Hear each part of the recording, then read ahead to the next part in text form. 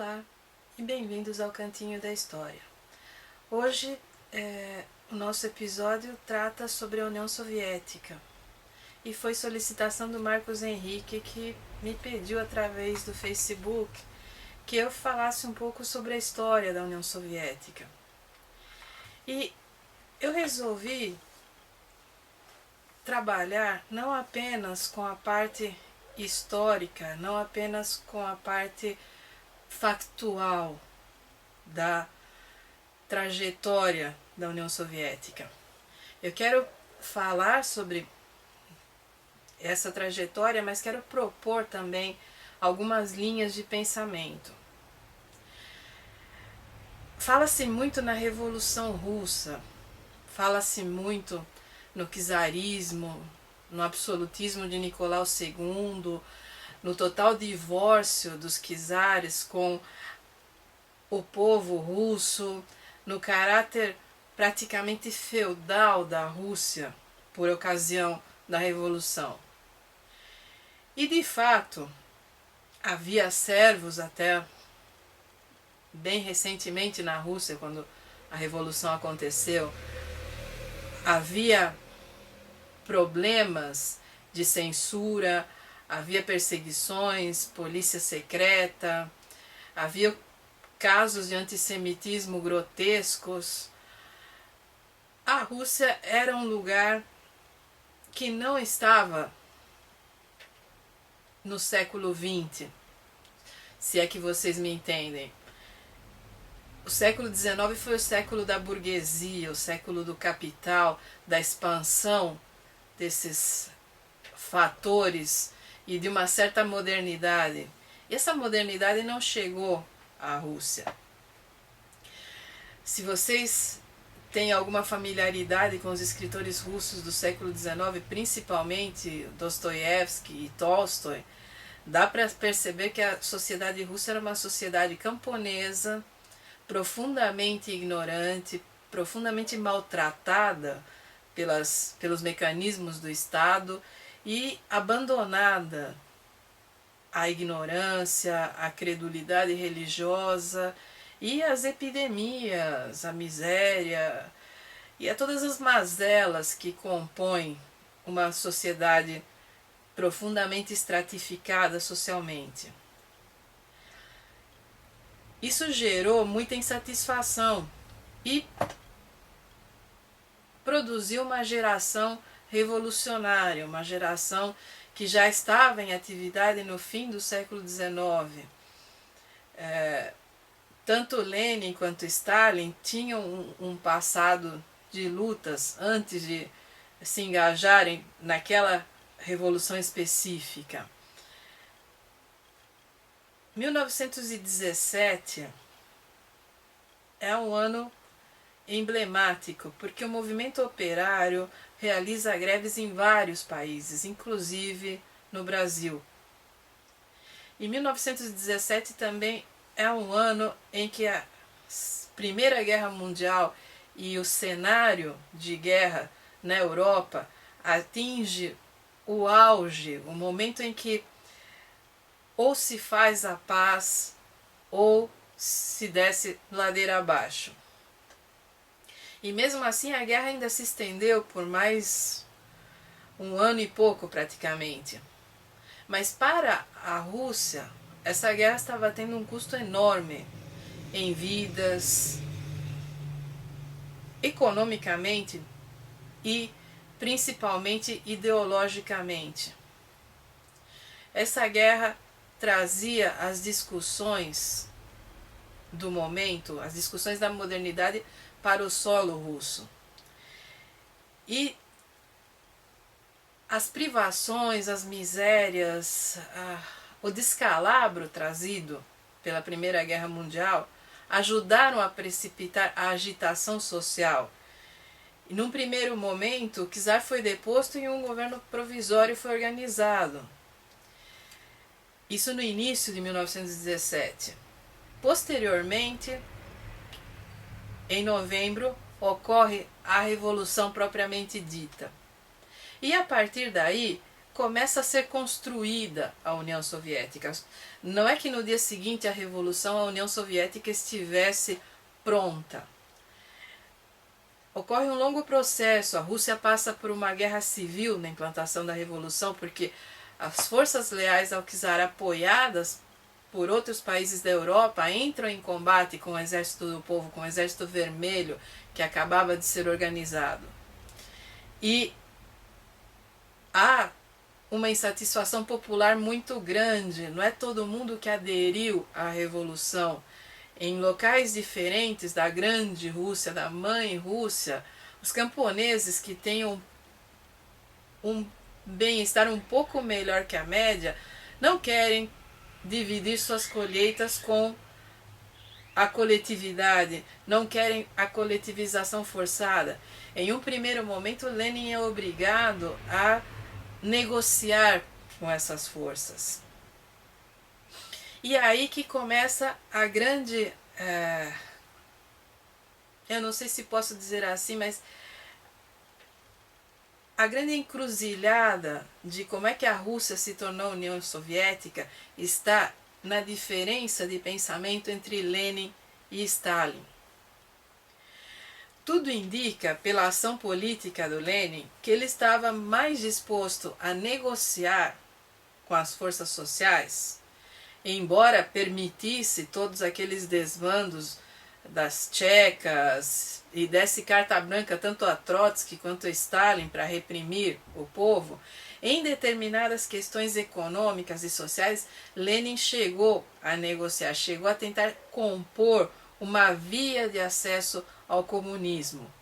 Qualquer pessoa sensata saberia, e Lenin sabia, que não dá para impor o comunismo por decreto, que não dá para ter uma ditadura do proletariado sem proletariado. Então, no momento em que Lenin está na liderança da Rússia, e isso ocorre até 1922, quando ele sofre o primeiro derrame, há uma tentativa de se encontrar um caminho em direção ao comunismo. O que não acontece quando Stalin toma o poder. Em 1922, quando Lenin sofre o primeiro derrame, o primeiro AVC, há uma luta intestina dentro das estruturas de poder russas para ver quem vai liderar. E acaba sendo Stalin quem consegue derrotar politicamente e não tão politicamente também seus adversários. A partir daí, Lenin vai sofrer mais 2 derrames até falecer em 1924. E ele vai ser praticamente isolado da sociedade russa em nome da própria segurança por Stalin. E Stalin tem uma outra maneira de ver o que é o comunismo. São 2 trajetórias diferentes. Lenin era um intelectual, Stalin era um trabalhador. E Stalin é muito mais pragmático do que Lenin. E ele é de um pragmatismo que chega a ser selvagem, quer dizer, Stalin, quando se propõe a dominar um determinado setor da população, ele não aceita composições. Ou esse setor se submete ou é destruído. E nesse processo, a sociedade russa passa por um expurgo. Não apenas os quadros do partido, não apenas os políticos, a sociedade toda passa entre a década de 20 e a década de 50, quando Stalin vem a morrer, a sociedade russa é totalmente expurgada, e é daí que nasce a chamada União Soviética, que vai englobar não apenas a Rússia, mas uma série de outras chamadas repúblicas naquele momento, que vão compor a URSS, União das Repúblicas Soviéticas Socialistas. Por que soviéticas? Vem de soviets, que são essas assembleias populares que o Lenin incentivava num primeiro momento e que depois passaram a ser brutalmente reprimidas porque adquiriram autonomia demais para os interesses do poder.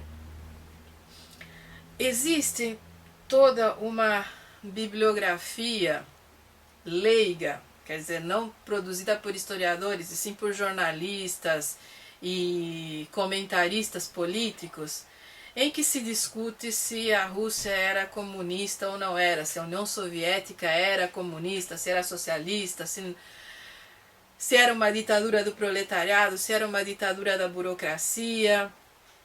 Essas questões, provavelmente, Marcos, você vai acabar descobrindo por si, à medida que você absorver a informação, que você pesquisar mais, que você se interessar por essas leituras, você vai perceber que os conceitos de comunismo, socialismo, materialismo dialético, materialismo histórico e todo esse material de propaganda produzido a partir do stalinismo são fluidos, quer dizer, são coisas que parecem monolíticas, mas que na verdade não são, que dependem muito de interpretação.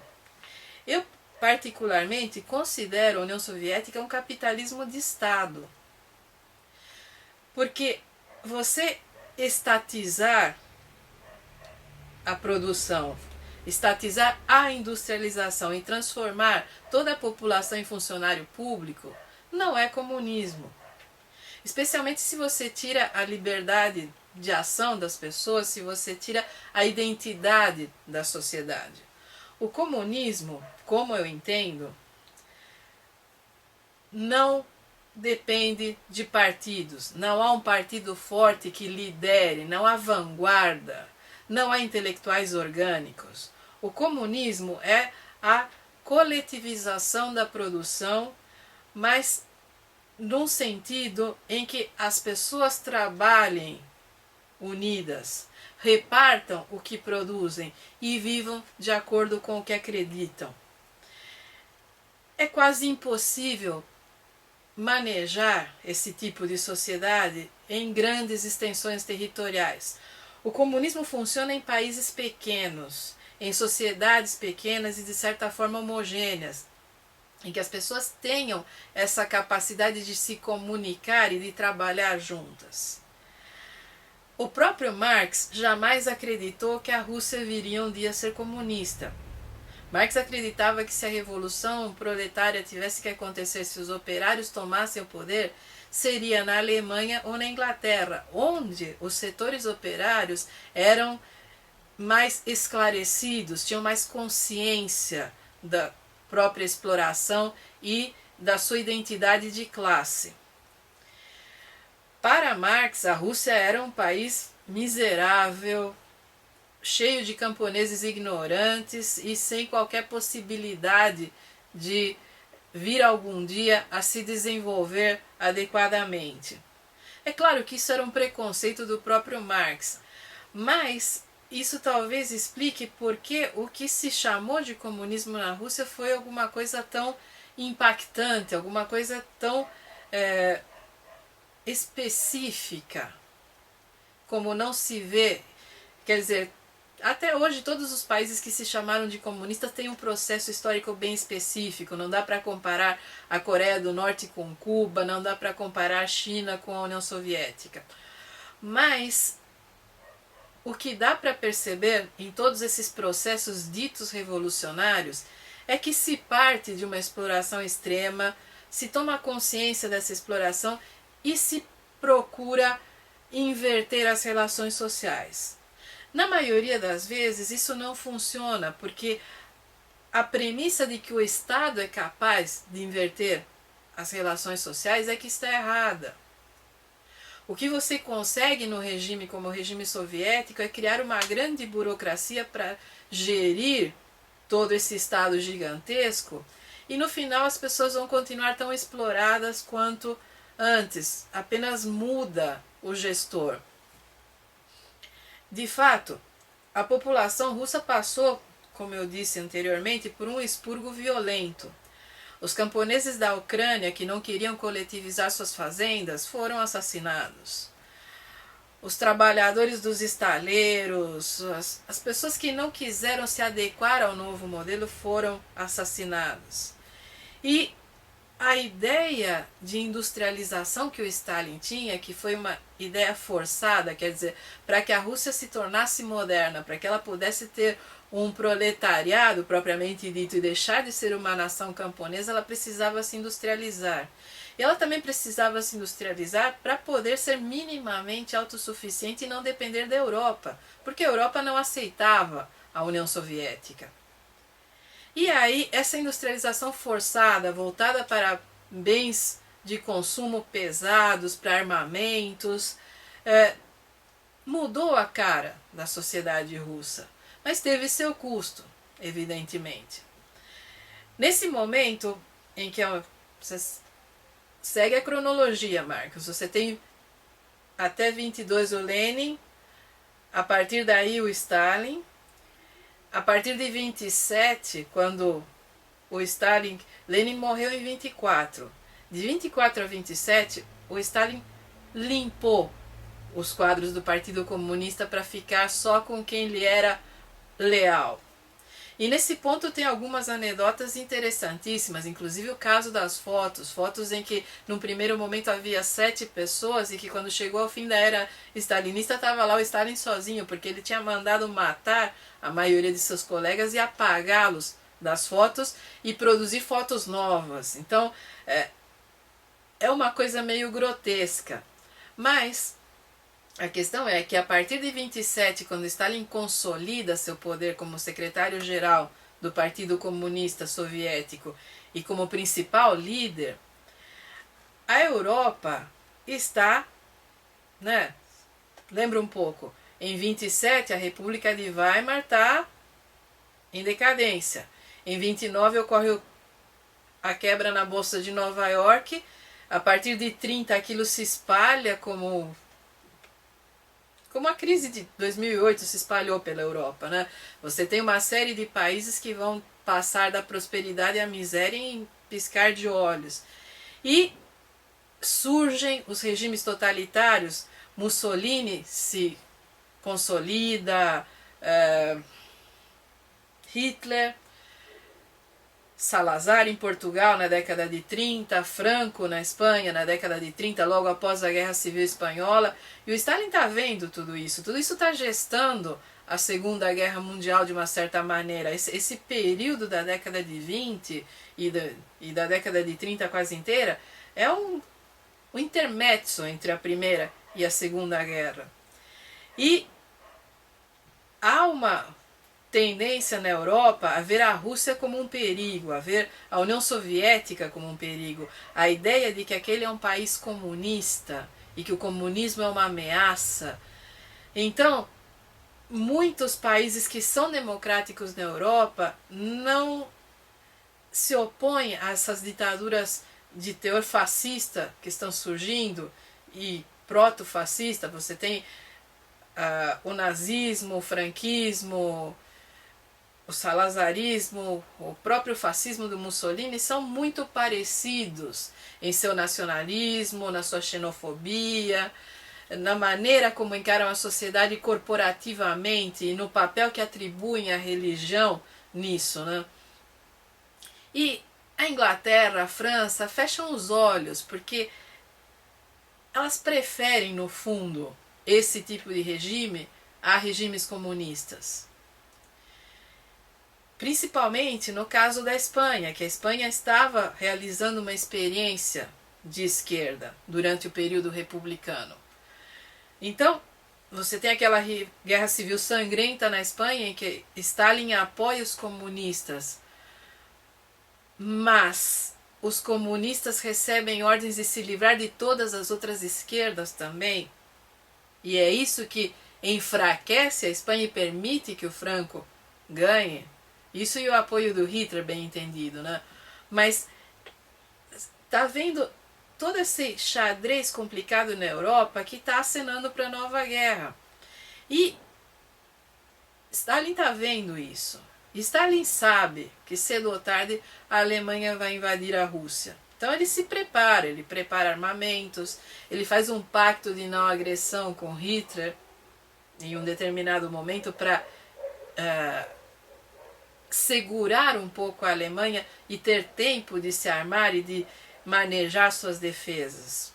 E quando a guerra estoura, Stalin fica sentado assistindo Hitler marchar sobre a Polônia, Bélgica, Holanda, França, até o momento em que o Hitler resolve invadir a Rússia. E a frente oriental da guerra se transforma numa das principais frentes.